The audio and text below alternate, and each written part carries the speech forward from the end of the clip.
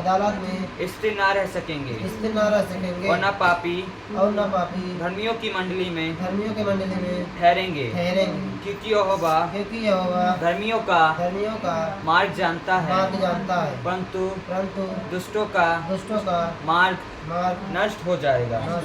वचन के पढ़े सुने जाने में आशीष हो। कलीसिया एक साथ कहेगी आमीन। आमीन। जब हम इस वचन को पढ़ते तो हम यहाँ पर देख सकते हैं कि जो परमेश्वर का वचन है, जो परमेश्वर का वचन है वो यहाँ पर दो मनुष्यों की बात कर रहा है। एक मनुष्य है धर्मी और दूसरा मनुष्य है दुष्ट। अब वचन 1 से लगाकर 3 तक हम एक दुष्ट व्यक्ति के बारे में पढ़ते हो। जो वचन नीचे की याद है, जो मतलब 4 से लगा के 6 तक, हम उसमें देख सकते हैं धर्मी पुरुष उसे कैसे परमेश्वर की व्यवस्था में रहना चाहिए।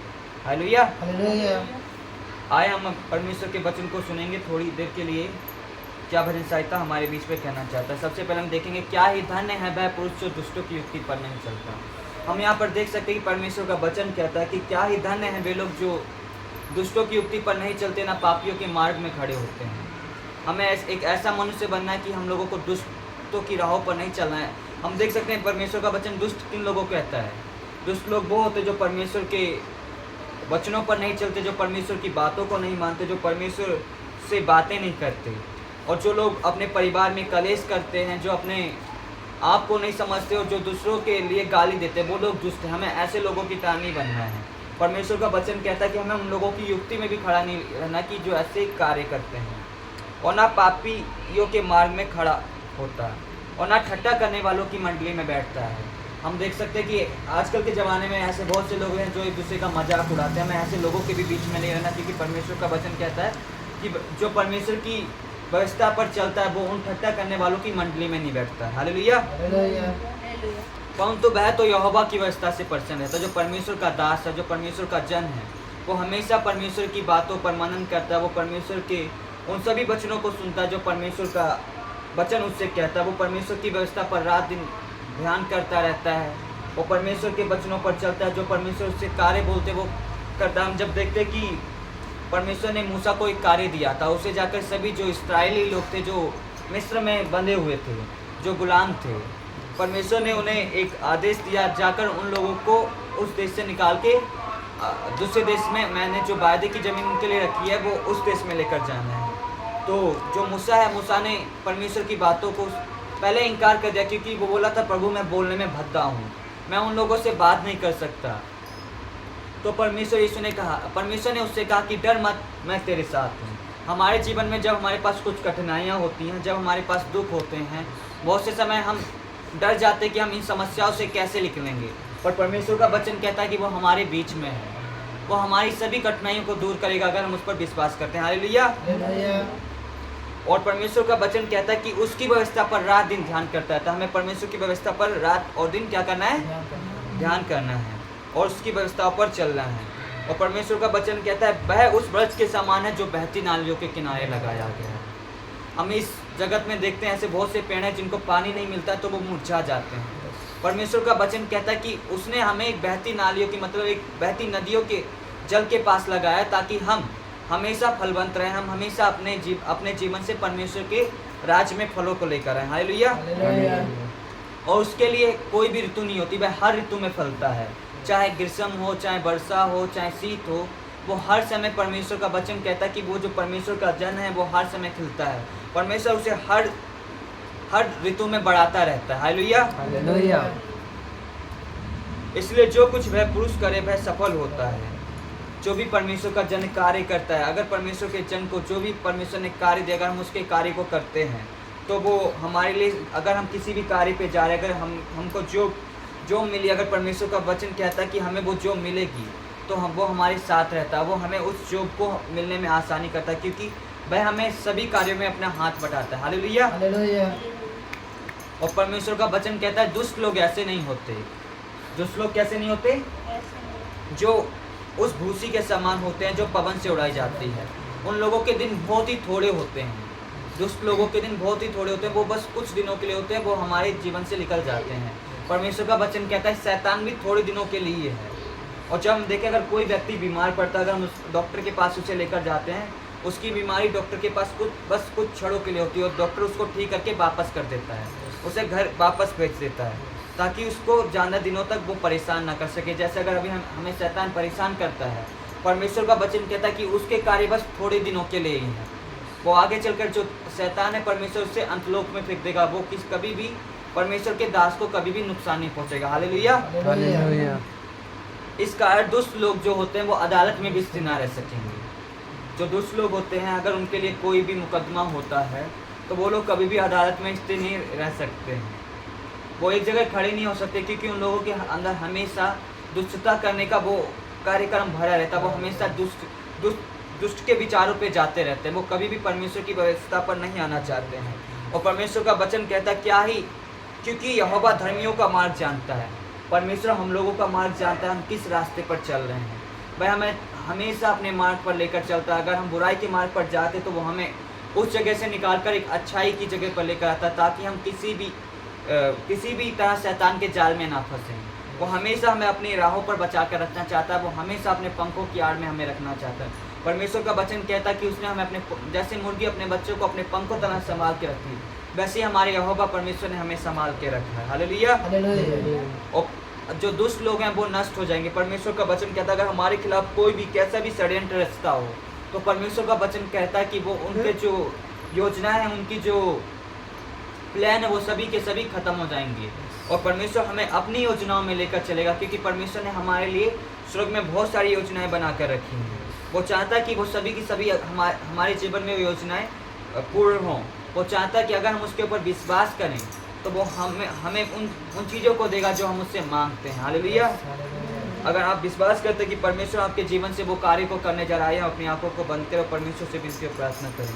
प्रभु से कहें, प्रभु जो भी कार्य हमारे जीवन में, प्रभु आप हमारे जीवन में करें। हालेलुया। आइए हम अपनी आवाज़ को उठाएं, परमेश्वर को धन्यवाद दें। धन्यवाद यहोवा परमेश्वर। प्रभु आपके नाम की स्तुति और आराधना करते हैं पिता परमेश्वर को। वो आप हमारे यहोवा परमेश्वर प्रभु जो हमारे बीच में है पिता परमेश्वर प्रभु, वो आप हमारे बीच में पिता परमेश्वर, हम आपको धन्यवाद देते हैं पिता परमेश्वर। प्रभु आपकी उपस्थिति प्रभु हमारे बीच में है पिता परमेश्वर। प्रभु आप राजाओं के राजा प्रभु के प्रभु वहाँ पर पिता परमेश्वर प्रभु। वो आपका वचन कहता है जहाँ पर मेरे नाम से 2 या 3 जमा होते हैं पिता परमेश्वर प्रभु। और आपने उन लोगों को धन्य कहा है पिता परमेश्वर। क्या ही धन्य है वह पुरुष प्रभु जो दुष्टों की युक्ति पर नहीं चलता। प्रभु हम आपकी युक्ति पर चलते हैं पिता परमेश्वर प्रभु। वो आपने हमें धर्मी जन कहलाया प्रभु, इसके लिए प्रभु आपको धन्यवाद देते हैं पिता परमेश्वर प्रभु। वो हम आपके बच्चे हैं प्रभु, हम आपकी संतान हैं पिता परमेश्वर प्रभु। वो आप हमारे बीच में आए पिता परमेश्वर, ताकि प्रभु हम आपके नाम की आत्मा और सच्चाई से करने पाए। प्रभु आप हमारे राजाओं के राजा और प्रभु की प्रभु आप है पिता परमेश्वर प्रभु। आगे के समय को हम आपके हाथों में देते हैं प्रभु। जो कुछ भी हमने इन वचनों से पढ़ा प्रभु, और ये सभी के सभी वचन प्रभु हम अपने जीवन में अप्लाई करने वाले होने पाए पिता परमेश्वर प्रभु। और आप हमारे यहोवा परमेश्वर प्रभु, आप हमारी मदद और सहायता कीजिएगा प्रभु। और छोटी सी विनती प्रार्थना प्रभु यीशु मसीह के नाम से मांगते हैं, आमीन। आइए हम गीतों में चाहेंगे परमेश्वर की आराधना करेंगे। हम गीत को गाएंगे, नीले आसमां के पार जाएंगे मेरा यीशु रहता हुआ। आशा करते हैं सभी को गीत आता होगा। नीले आसमां के पार जाएंगे मेरा यीशु रहता वहाँ। नीले आसमां के पार जाएंगे मेरा यीशु रहता वहाँ। हम मिलेंगे बादलों पर, हम मिलेंगे बादलों पर।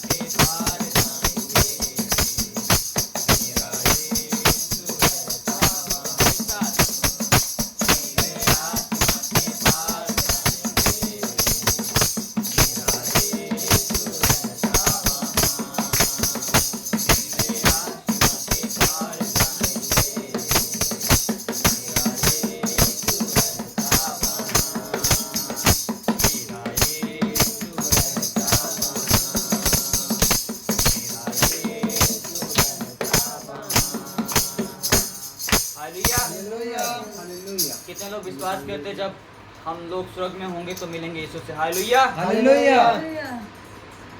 जो लोग विश्वास करते हैं वो एक साथ कहेंगे हालेलुया। हालेलुया। आइए हम अपनी आंखों को बंद करेंगे और परमेश्वर को धन्यवाद देंगे। हम परमेश्वर को याद करेंगे, उसके सभी कार्यों को याद करेंगे जो उसने हमारे जीवन में किए। हम देख सकते हैं कि हमारे बीते दिनों में हम दुख में थे, पर हमारा परमेश्वर था जो हमारी आशा बनकर आया, उसने हमारे जीवन में सुख को दिया। और हम देख सकते हैं जब हम बीमार थे, जब हमारे परमेश्वर यहोवा ने हमारी विनती और प्रार्थनाओं को सुना, हमें चंगा किया। वो चंगा करने वाला परमेश्वर, कितने लोग विश्वास करते हैं वो आज हमारे बीच में, जो विश्वास करते हैं वो अपनी ऊंची आवाज से धन्यवाद धन्यवाद आवाज से थैंक यू जीसस। धन्यवाद यीशु। धन्यवाद धन्यवाद धन्यवाद धन्यवाद हालेलुया। धन्यवाद धन्यवाद धन्यवाद धन्यवाद यहोवा परमेश्वर को। हम आप हमारे बीच में है पिता परमेश्वर, हम आपकी हजूरी हमारे बीच में है प्रभु। हम आपका पवित्र आत्मा हमारे बीच में है पिता परमेश्वर, हम आपको धन्यवाद देते हैं। आइए अपनी तालियों से परमेश्वर को धन्यवाद दें। हालेलुया। धन्यवाद यहोवा।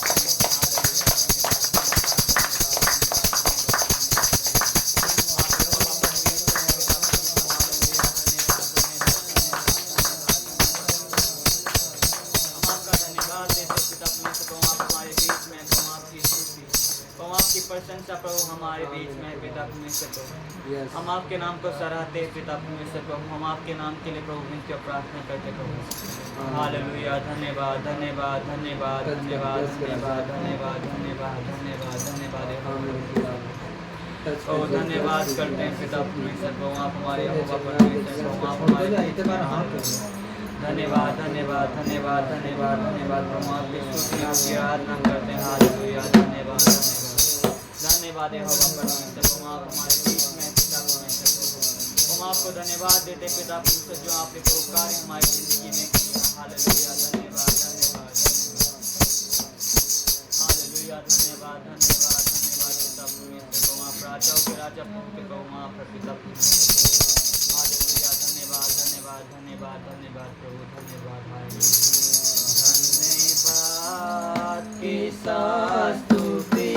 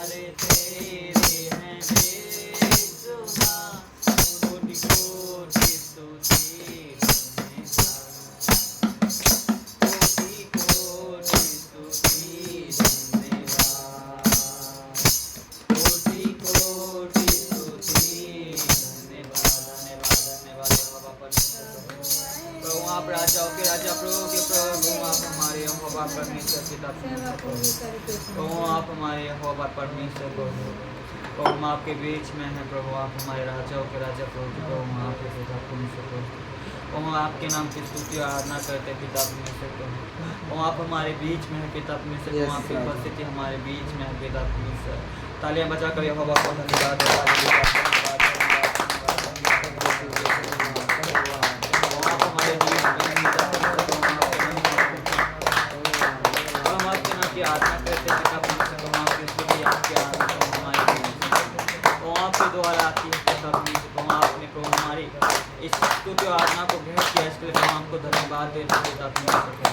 और सब कुछ आपके हाथों में देते हैं प्रभु। छोटी सी मिट्टी प्रार्थना प्रभु यीशु मसीह के नाम से मांगते हैं, आमीन।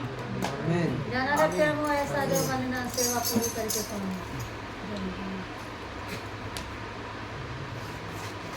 हालेलुया। हालेलुया। आइए हम वचनों में चलेंगे, हम पढ़ेंगे, हम अपने पवित्र शास्त्र को खोलेंगे।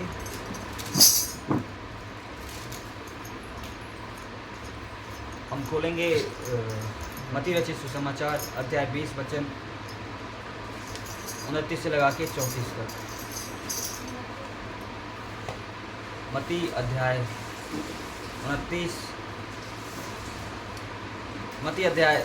20 वचन 29 से 34 तक। आज हम देखेंगे परमेश्वर के यीशु के एक ऐसे चमत्कार को।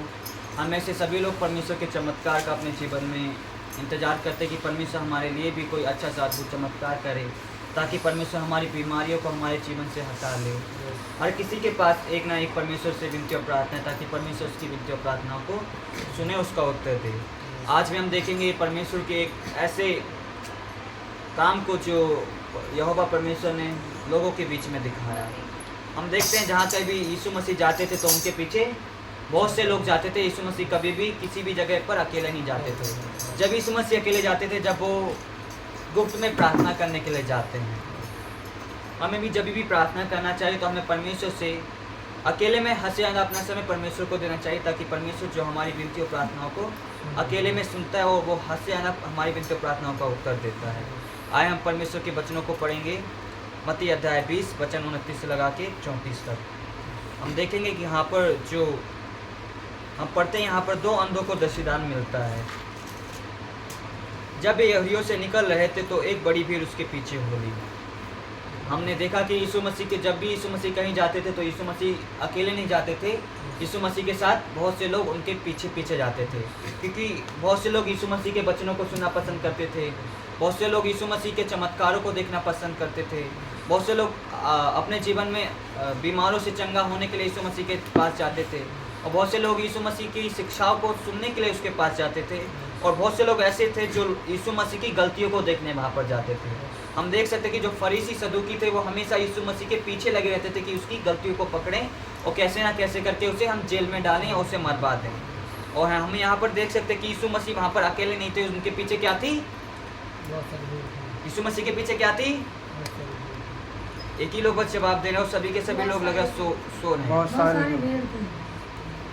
और हम देख सकते कि जब यीशु मसीह उस यरीहो के नगर से जा रहे थे तो हम देख सकते कि 2 अंधे जो सड़क के किनारे बैठे थे, यह सुनकर कि यीशु जा रहा है, पुकार कर कहने लगे, है प्रभु दाऊद की संतान हम पर दया कर। हम देख सकते कि हमारे समय पर भी ऐसे बहुत से भिखारी लोग हैं, जब हम स्टेशन पर जाएं या कहीं पर जाएं तो हम देख सकते कि उनके पास पैर नहीं होते, उनके पास कोई भी ऐसा मददगार नहीं होता है जो उनकी मदद करे। उसी प्रकार हम यहाँ पर देख सकते कि यीशु मसीह उस रास्ते से जा रहे थे तो उन्होंने क्या देखा कि बहुत से जो भीड़ यीशु का पीछा कर रही थी। तो अगर हम भीड़ में देखें तो भीड़ में उस समय किसी के पास माइक नहीं था, ना ये हेडफोन था। तो यीशु मसीह के जब पीछे इतनी सारी भीड़ थी तो यीशु मसीह को ये शब्द कैसे सुनाई दिया? 2 अंधे लोग यीशु मसीह को आवाज़ दे रहे हैं। हम देख सकते कि अगर यहाँ पर कोई बड़ी सी भीड़ इकट्ठी हो, अगर मुझे कोई आवाज़ दी तो मैं नहीं सुन सकता, तो हम वहाँ पर देख सकते हैं कि यीशु मसीह की आवाज़ उन लोगों के पास पहुँच गई, क्योंकि यीशु मसीह हमारी क्या करता है? विनती और प्रार्थनाओं को सुनता है, वो उसका उत्तर देता है। उसके लिए वो हमारी सभी विनती और प्रार्थनाओं के लिए हमेशा अपने दरवाजे को खोल कर रखता है, क्योंकि परमेश्वर का वचन कहता है खटखटाओगे तो तुम्हारे लिए खोला जाएगा, क्योंकि जो कोई खटखटाता है उसके लिए खोला जाता है।